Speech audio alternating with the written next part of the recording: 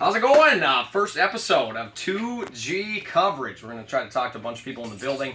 Kind of do a little meet the DJ, learn back behind the scenes radio industry stuff. And first and foremost, we got my boy, B. Riley. B. Riley, thanks for being guest number one. I'm so honored. And if you don't know who B. Riley is, Bryan, he hosts Wild Country 99 in the morning. Bryan, first question first. Where'd you grow up? Give us the deets, where you from, all that jazz. I'm from, technically I say Roseville, but I'm from Little Canada, which is like right outside of Roseville. South of, actually it's north of St. Paul, right between Minneapolis, like Maplewood and whatever. So I grew up there, and that's pretty much it. Hung out there.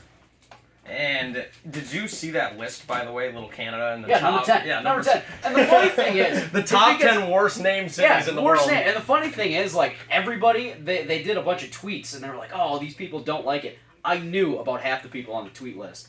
And it's funny because we have a town festival every year. It's like beginning of August, end of July. And it's probably the rowdiest thing you'll go to, next to Broiler Days in Arcadia. It's got to be close to like what our Steamboat Days is. Yeah. You went to St. Mary's? I did for a semester, yep. And you played baseball there, right? I did. I swung the stick. I played. I was one of two freshmen that year, playing their like big red-white alumni game. That wasn't even alumni. It was red-white. So it was the two teams play against each other. And then things didn't work out. I ended up transferring to River Falls, and that's when I got into radio and started doing everything from then. Yeah, and that's kind of the next question. So why radio? When did you like know? Because I can pinpoint the exact day that I was like, I'm gonna grow up and be a radio announcer, a DJ, or whatever. Which is a term I hate, by the way. I hate being called a DJ. But when did you kind of figure that out, or when did you realize that? It's funny. There's a story behind it. So I went to River Falls. I transferred in. So second semester, I ended up getting on academic probation. I just bombed all my classes. Bombed. And it wasn't like I was really like bad in school. Like I'm actually somewhat smart when I try. But I just didn't. I took classes that I shouldn't have taken. Like I took trigonometry. Like when am I ever going to use that? Right. And I was like, this is terrible. So then the next year I got into journalism. And I was like, I need to get an internship sooner or later so I can at least find a job out of college and not deliver furniture like my dad and my brother do. So I nothing wrong with that, by the way. No, nothing wrong with that at all. My dad's done it for over 20 years. But besides, I was like, I need an internship. And my girlfriend was like, there's a girl on my softball team that works at the radio station. She does sports broadcasting. Would you want to do that? I go, yeah, I can do that. And then she would bug me for like weeks. Be like, did you go sign up? I was like, no, I haven't signed up. I'll do it today. Never signed up. So one day she goes, you want to go out to dinner? I go, yeah, it's fine. So she's driving. I didn't have a car. She's driving and stops at this campus radio station. Goes, you need to sign up now or we're not going to dinner. So I got an ultimatum: food and sign up or not eat. So I mean, I like to eat. So I signed up, and then I did my first sports broadcast, and I was like, man, this is pretty sweet. Then I got into like on air, like doing my own show type thing, free balling the whole thing, and I was like, I'm way better at this than I am at anything else in school. So I figure I might as well do something I like to do rather than be miserable. Like my old saying was, when I'm 40, if I wake up and go, shit, I got to go to work, I'm not in the right field. Like when I'm 40 years old working in radio, I'm gonna go, all right, time to go. Let's do this thing. You know? And that makes sense. And I think that is the one stereotype of DJs that I actually do think makes sense and is like true, is that I don't know if there's one necessarily on-air person in this building who like excelled getting straight A's in school and was like really good at math. That stereotype's pretty true. I barely graduated 10th grade math in high school, so that I understand. Yeah. And you were an intern at a pretty big station in the cities for a while, weren't you? Yeah, I interned at K102, so iHeartMedia. That's a country station in Minneapolis. Yeah, they work with like KDWB, Cities 97, what are the other ones?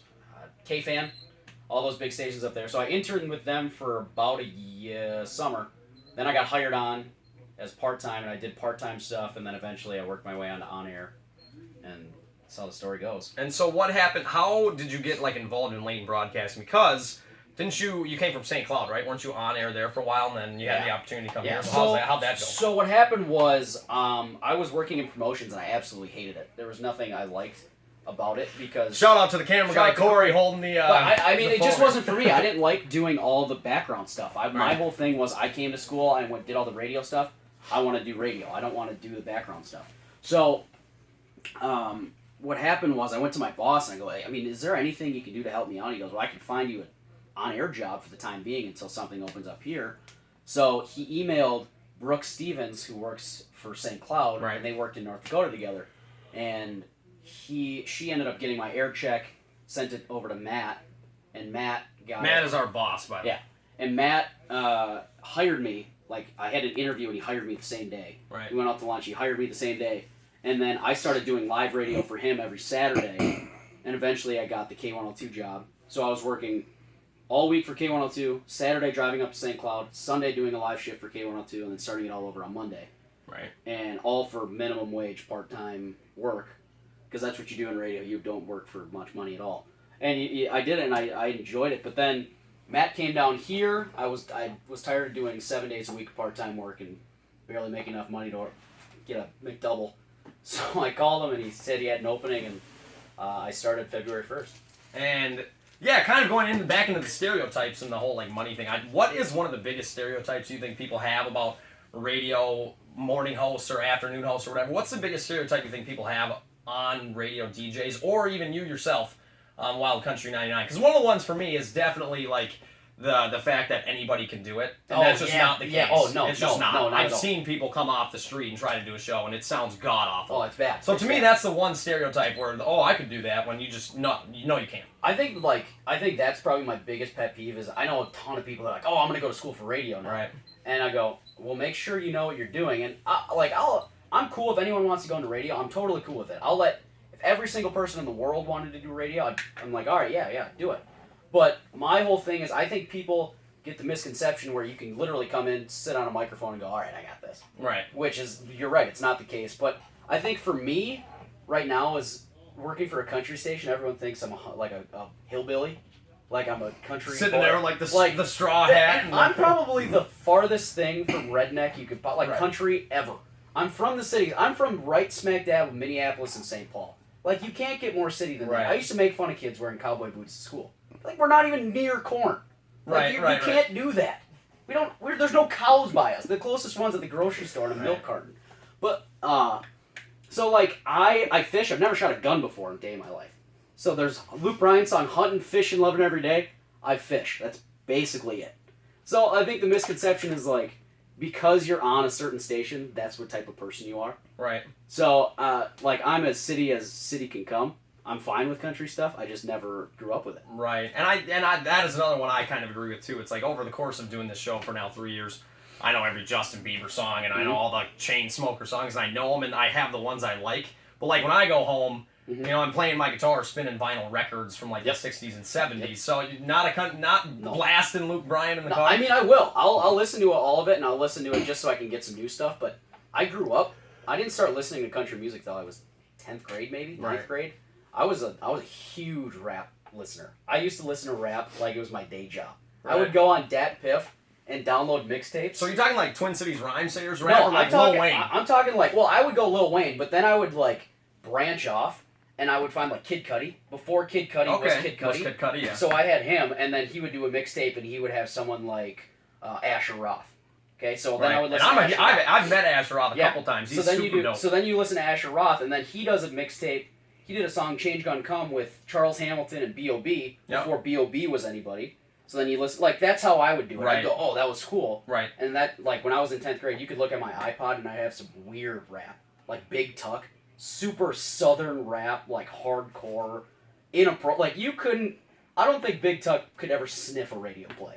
That's how bad he is. Nice. Well, maybe we'll check out Big Tuck, by the way, after this interview. I got 2 more questions for you. Number 1, you know I have to bring this up. On a scale of 1 to 10, how much do you love the man bun? I absolutely hate it. If there's a negative scale, like, if I could run a bet with you some way, shape, or form to shave that son of a bitch off, I'd do it.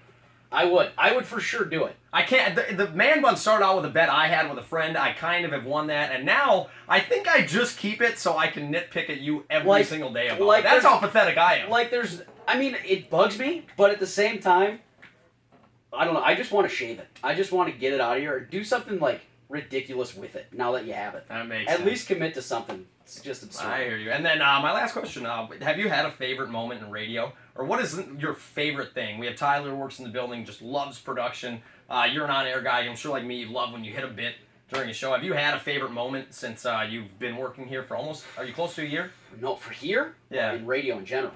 Well, radio in general. Here I've been here for what, 7 months? You're getting close. Geez, going on 8 months almost. But I think my favorite moment here so far It's just little things. And I remember I was up in the cities and I was talking to one of the guys that works up there, and he goes, "It's really cool when people remember certain things that you talk about." Right. And like when I used to do weekends, I would think nobody listened to me. It'd be my friends. But then I remember I was at a golf thing. I think it was a Cotter golf event, and I'm sitting on hole 10, and I introduced myself, and one lady goes, "Oh, I listen to you every morning." I go, "Oh, well, thank you very much." She goes, "Yeah, this morning you were talking about this, this, and this. Oh, it's really funny." And like in my head, I'm going, someone actually listened to that, Right. and it's not I don't know them, Right. and they remember that. That's kind of like, to me, that's cool when people can remember little things that you do. Have you ever had the moment? I've ran into this a few times in my life where I'm like, oh shoot, what did I say? Someone comes up to you and says, "Oh, hey, what were you talking about on Thursday? That inappropriate joke you were making?" And you're trying to scramble back in your head, like, what was I talking about 6 days ago? I have no clue. I run into that all the time because it's just spit firing out, and I have no clue what I'm saying half the time. Luckily I haven't had that yet, but I feel like I'd be the same way. I'd be like, I have no idea. Right. But thanks for listening. I appreciate it. And it's kind of like if someone were to like introduce themselves. Have you ever had someone introduce themselves and you don't know who they are? All the like, time. "Oh, hey, Yeah, almost I every haven't time. seen you in a while," and then you just kind of go, "Yeah, wait, where was that from?" And then you have to find a way. Yeah, makes sense. Those are always fun moments. Makes sense. Well, B. Riley, the most snazzy dresser in the building, by the way. Top 10 dresser for sure within the Leighton Broadcasting Company. Out of 10. Just about. Thanks for being the first guest on 2G coverage. Appreciate it, man. We're going to try to get some of these uploaded as close to every Friday as possible. I get very, very lazy, so I expect that to come. And I think we're going to talk to Greg Taylor, the Silver Fox, next. Thanks for tuning in.